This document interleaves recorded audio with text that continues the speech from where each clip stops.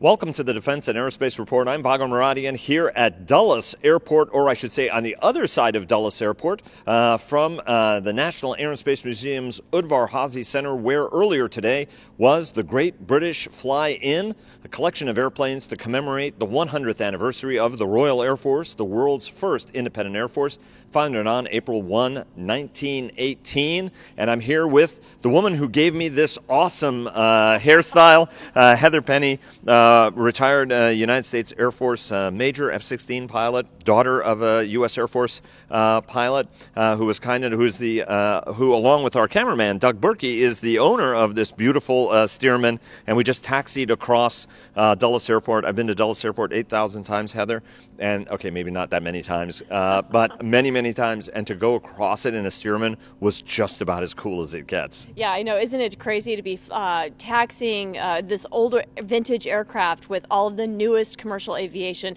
787s, these Dreamliners? I mean, it's just phenomenal. So it is really an honor and a privilege to be able to participate in the British Fly-In and commemorate their 100th anniversary. Because as you mentioned, with the world's very first independent Air Force, we owe so much to the Royal Air Force for their vision, for their understanding of the potential of air power, the value of air power. And then if you think about it, they really set the conditions through the Battle of Britain that enabled us to win World War II, which saved the free world. And ever since then, the Royal Air Force, the United States Air Force, we've been almost inseparable in any of the conflicts that we've had to engage in since then. So to celebrate that partnership has just been fantastic. I was going to say, I mean, it was a great, much smaller, a lot of bad weather coming in. Weather is a fascination of yours, and we were looking at when you're up in the weather, you have to be interested in weather. Exactly, and if you're in an airplane like this, you have to be triply interested in the weather, and that kept some of the airplanes, for example, a Spitfire, from coming. But there was a Lancaster, a Canadian-made Lancaster, one of only two flying in the world. There was a Cornell right here, and then there's a Chipmunk. Right over there. But talk to us so tomorrow, weather permitting, or depending on how this goes by the time this thing comes out, you're going to be leading a formation that's going to fly over Sir Stephen Hillier, Air Chief Marshal, who is the Chief of the Royal Air Force, and General David Goldfein tomorrow are going to be near at the Air Force Memorial. Tell me about that flyover, and what does that mean to you as an airman, an F-16 pilot?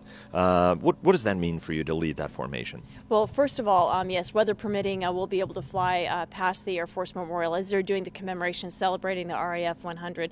For me personally, leading the entire formation, which will include the Lancaster and F-35, we've got P-51s. I mean, it really is just a just spectacular collection of aircraft. I'm in the lead because I'm the slowest. But, also as a trainer aircraft with a Stearman, and people don't realize that we trained a lot of RAF pilots during World War II. 7 bases in the United States, over 16,000 pilots, and they would have flown in a Stearman, a PT-17, or a Cornell, like what you see behind us, the PT-23. So this really is representative of the first aircraft that those pilots would have flown. And then it's neat to be followed up by the Lancaster, which they would have flown in World War II, and an F-35, which they're flying today. So it really is representative of the span of a pilot's career. And what's cool about the Lancaster is on one side it's Canadian colors, on the other side is 617, which is Dam Busters, which is going to make its comeback in the Royal Air Force as the F-35 squadron, which is very exciting.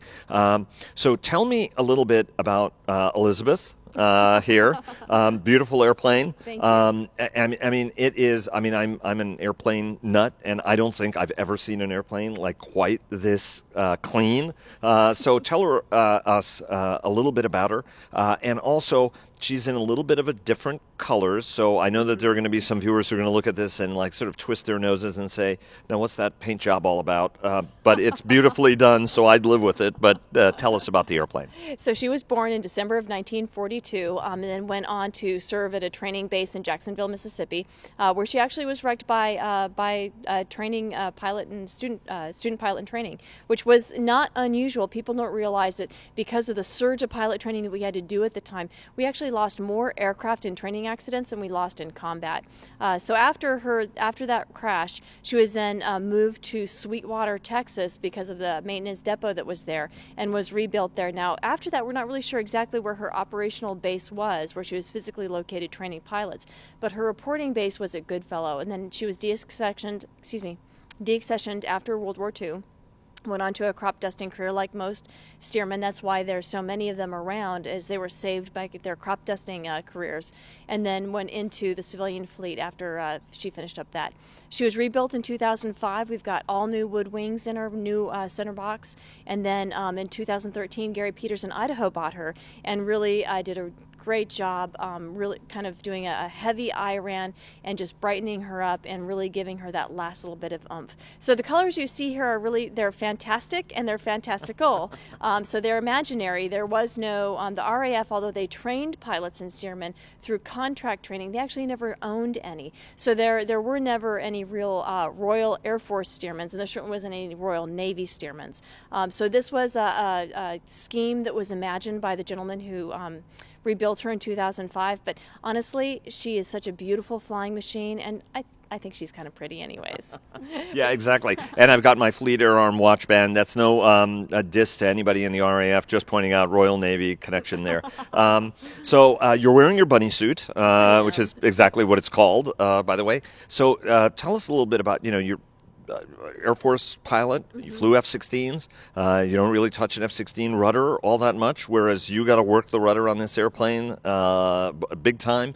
Talk to us a little bit about what it's like. It's an iconic airplane, but it's a tricky airplane to fly. In as much as it is beautiful, it had good flying qualities, but it also had, it was a training aircraft. It had to be a challenging airplane. Tell us a little bit about what it's like to fly. Well, I tell people that she's an honest airplane, but she'll keep you honest too. So she always makes you work, and she demands that you have good airmanship and good skill. She's kind of forgiving, but you have to be on the leading edge of any sort of emerging divergence.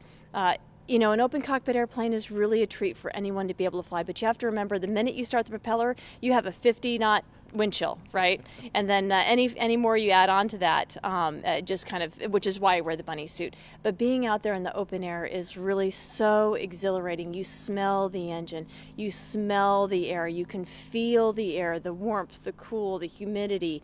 It really is just a visceral, in-body experience. And then in flying as well, she is truly just a joy to fly, to view the world through those biplane wings. It's sort of nothing between you and that. But she does require that you have good airmanship, like I said, that you're on the rudders, maintaining coordination all the time, and that you really get back to the basics of stick and rudder flying skills.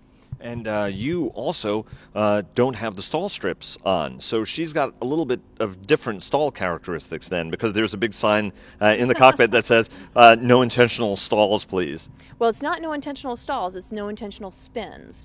Excuse me, let me they're called stall strips though, right? They are stall strips. Okay. Because the stall strips are little triangular bars on the leading edge of the wings that disturb the airflow at an earlier angle of attack. And so what that does is it allows you to, it really induces more normal spin characteristics than the wing otherwise would have. And so what are her spin? That's right, I screwed up. I should have said no intentional spins. How different are her spin recovery characteristics now without those on it? I don't know. I haven't done that. It says no, don't do it. Wow. Now that's a good pilot who actually follows both. It's the way that it was intended. Well, one good thing about being a good pilot is understanding not only your operational limitations, but the aircraft's operational limitations as well. Heather, thank you so very much. We really appreciate it. That was a real treat today. Thank you so much. Oh, it's a pleasure. Thank you, Vago.